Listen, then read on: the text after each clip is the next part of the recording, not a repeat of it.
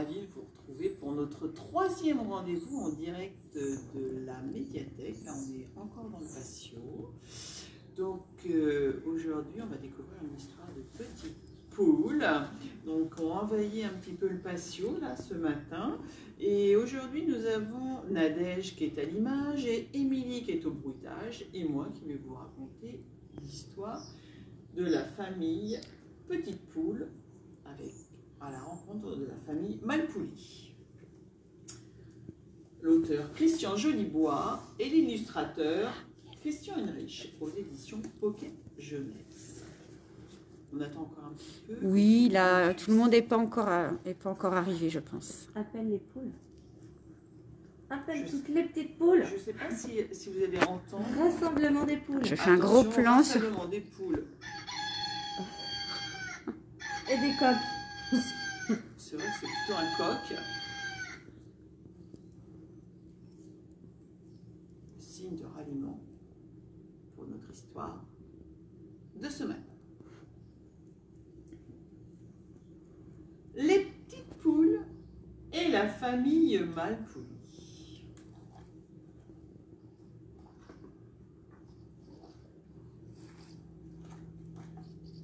Longtemps, les petites poules se sont couchées de bonne heure. À la tombée du jour, il fallait les voir se diriger en file indienne vers le poulailler, caquetant gaiement.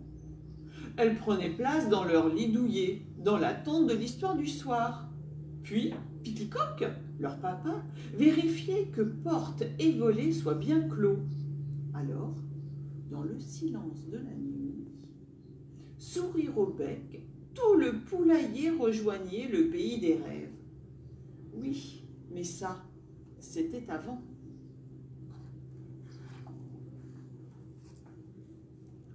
Une nuit, Carmelito et ses copains sont brutalement tirés de leur sommeil par des bruits de marteau. Intrigués, les petites poules tendent l'oreille et se demandent si elles n'ont pas rêvé. Mais non, ça vient du grenier, fait remarquer Carmen. Les coups redoublent, faisant trembler le plafond. Des voleurs de poules, s'étrangle Mollet de Coq. Effrayés, poulets et poulettes se cachent sous la paille. Pas très discret pour des cambrioleurs, se dit Carmelito, qui décide d'aller voir ça de plus près. N'y va pas, le supplie Coq en pâte. C'est peut-être Barbecue, le monstre à la jambe de bois, le terrible embrocheur de poulet. Carmen se serre très fort contre son frère. Carmelito, j'ai peur. Pour ouvrir la trappe, rien de plus facile. Il suffit de tirer la chevillette et la bobinette cherchera. Qu'est-ce que c'est, mais qu'est-ce que c'est, mais qu'est-ce que c'est que ce bazar? Des hiboux, s'exclame Carmelito. Des hiboux qui jouent à la pelote. Les bruyants interrompent leur partie. Dis donc, toi, qui t'a permis d'entrer ici? Dégage, ou tu vas t'en prendre une, Rusto. Non, mais regardez-moi cet air empoté. On dirait une poule qui a trouvé un couteau. Ils éclatent d'un rire moqueur. Houhouhou, houhouhou. Pourriez-vous faire un peu moins de bruit, s'il vous plaît, leur demande gentiment Carmelito. Le poulailler est endormi et vous allez réveiller tout le monde. Deux petits hiboux s'approchent leur hautain. Apprends, poulet, qu'on ne reçoit d'ordre de personne, dit l'un. À qui crois-tu parler, Marot, dit l'autre.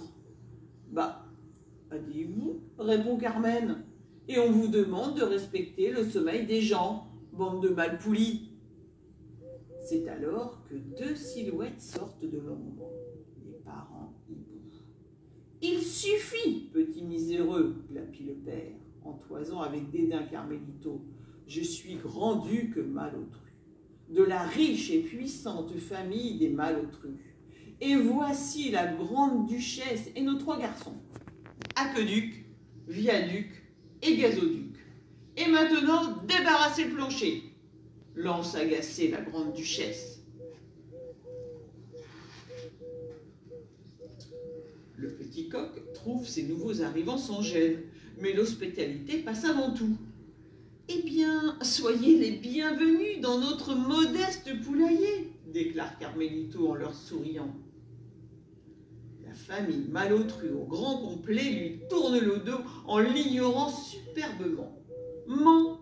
piaillent les trois rapaces. « On peut retourner jouer ?»« Bien sûr, mes trésors, leur répond la grande-duchesse. Moi, je vais faire la lessive. » Les petites poules réussissent à se rendormir grâce à Carmen. Elle a mis au point d'astucieux petits bouchons de paille qu'on se glisse dans les oreilles et qu'elle appelle des poules quiesses.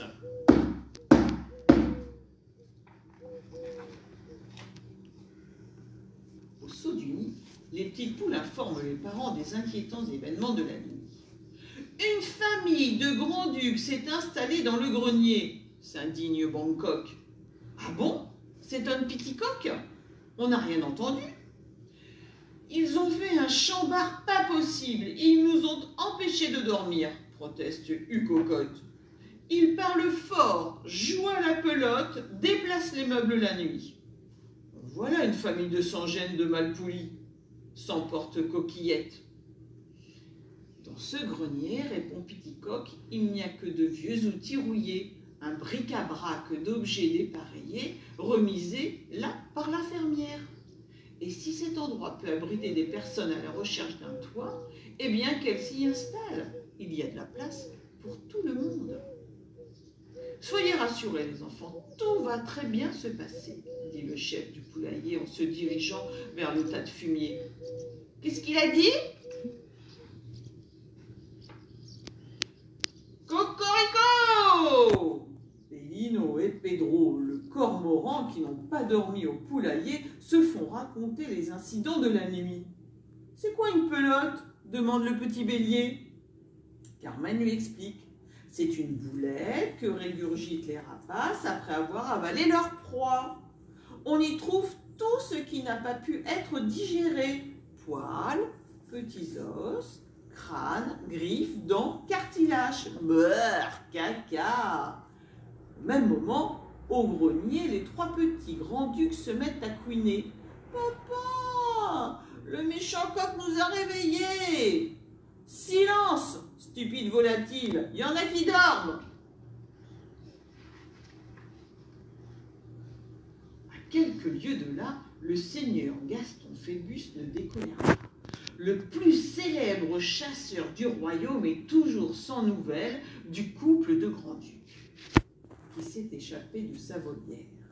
Des rapaces qu'il dressait depuis des mois pour chasser même la nuit. « Je vais retrouver ces fugitifs, maître, promet César, l'aigle de Gaston Phébus. De mon œil perçant, je peux voir à travers les nuages et repérer une fourmi rouge sur une pierre rouge, affirme ce gros prétentieux. Au poulailler, tout le monde y met du sien, afin qu'une entente cordiale règne avec les voisins sans gêne du grenier. Avant le coucher, Piticoque se charge de la distribution. Qui n'a pas ses poules quiesses? Et les petites poules acceptent, contraintes de bon cœur. Et le poulailler peut de nouveau dormir sur ses deux oreilles.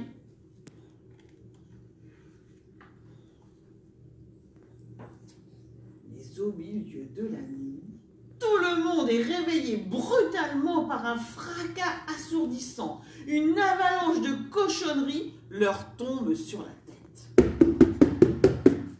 Mais ça va pas la crête !» s'emporte Piticoque furieux. « C'est pas une heure pour faire le ménage !»« Écoutez, la volaille, lui répond d'un ton sec le grand-duc. On a été très tolérants jusqu'à ici, mais vous commencez à nous chauffer les oreilles. » « Oui, c'est insupportable, s'emporte la grande-duchesse.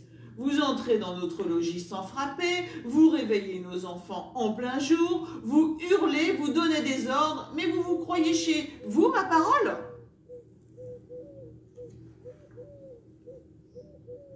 Vous allez déguerpir d'ici et plus vite que ça, dit le grand-duc. Les petites poules en sont tout abasourdies. Ah bah ça c'est la meilleure. Vous ne savez pas lire, demande le rapace. Ben non, on est des poules. Les pauvres, ils ne savent pas lire. Voici le papier officiel qui dit que ce poulailler nous appartient depuis 30 générations. Ah bon? Fait Piticoque, qui n'en croit pas ses oreilles. C'est écrit là. Voyez le sceau de notre Seigneur. Demain, les gueux, je veux que vous ayez quitté les lieux.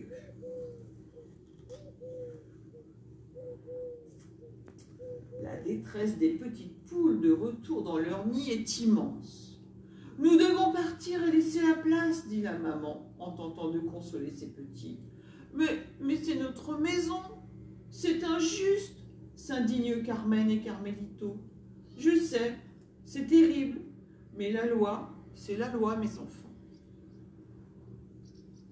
Le lendemain, sous l'œil vigilant de Viaduc, Aqueduc et Gazoduc, les petites poules frottent le plancher. Vous devez laisser cet endroit aussi propre que vous l'avez trouvé en entrant, leur ont fait savoir les petits grands-ducs.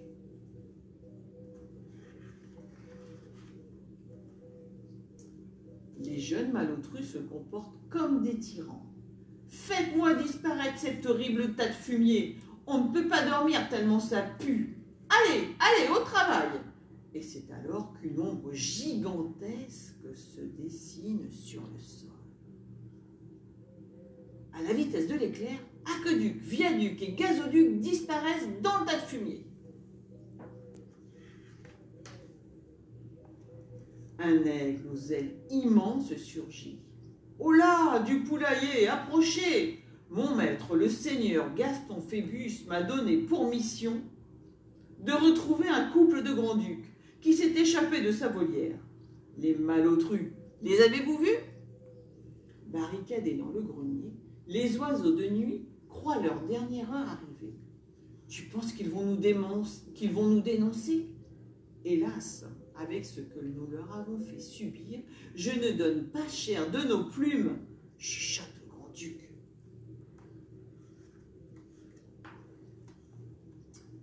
Inspection des lieux, s'écrie César en posant son œil terrible sur chacun des habitants du poulailler. Carmen aperçoit alors les pelotes qui jonchent le sol, ainsi que le bonnet de nuit de l'un des petits malpoulis. Si César les voit, les malotrus sont bons pour retourner en prison, chuchote Carmen. Coq en pâte, vite, fais quelque chose. L'aigle se retourne brusquement et fixe Coq en pâte droit dans les yeux. Toi, le gros, tu n'as rien remarqué? Coq en pâte, qui a planqué les pelotes dans son bec, a tellement la trouille que... Oups,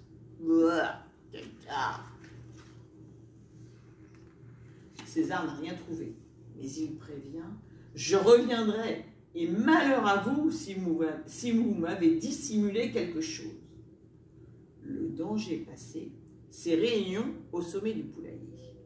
Les grands-ducs un peu honteux remercient les petites poules avec chaleur. Sans vous, les amis, nous serions de nouveau enfermés dans une volière à cette heure. Piticoque offre généreusement l'asile aux fugitifs. Vous pouvez rester caché ici, le temps qu'il abandonne ses recherches.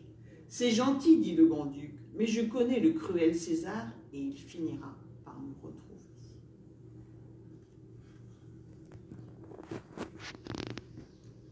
Ils sont interrompus par l'arrivée tonitruante des trois petites pestes. Papa, maman, regardez, les vilaines poules ont souillé notre joli plumage. Le grand-duc les fait taire. On ferme son bec, la marmaille. L'heure est grave et j'ai besoin de réfléchir. Il nous faut fuir au plus vite, très loin d'ici. Mais comment faire avec ces trois boules puantes qui ne savent même pas voler? La grande duchesse raconte alors le calvaire qu'ils ont enduré au château de Gaston Phébus. Notre dresseur nous couvrait la tête d'un masque de cuir des semaines entières, nous privant de la lueur de notre lune bien-aimée. Nous nous sommes enfuis pour que nos enfants ne connaissent pas le même sort.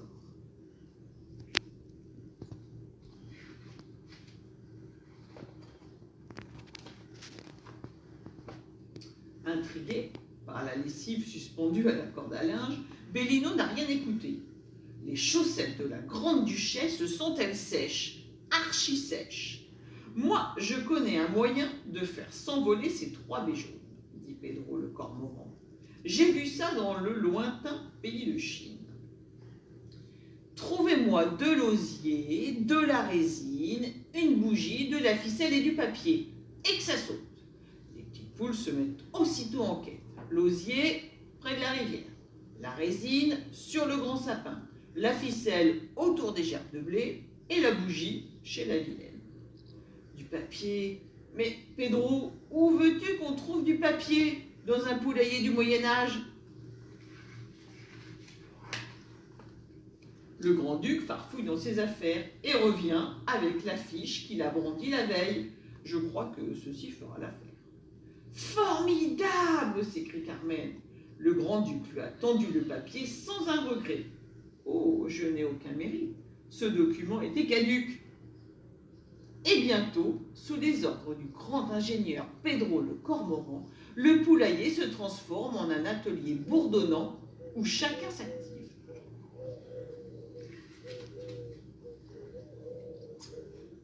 Alors que le soir descend, le vieil oiseau voyageur met la touche finale au mystérieux objet assemblé en un temps record. Une lanterne volante. C'est le crépuscule des aigles. L'obscurité enveloppe la campagne. Aucun risque que le redoutable César n'aperçoive la famille malotru qui s'apprête à lui échapper. Il se barre le duc!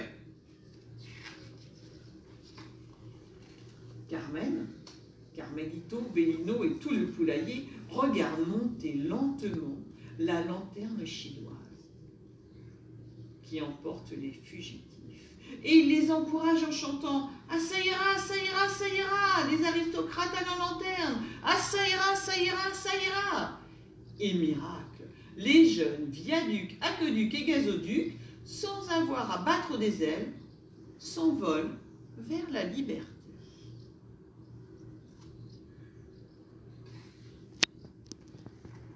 Les petites poules ont retrouvé avec plaisir les calmes de leur poulailler chéri. Le souvenir des grands-ducs mal poulis s'estompe peu à peu. Dormir est à nouveau un bonheur.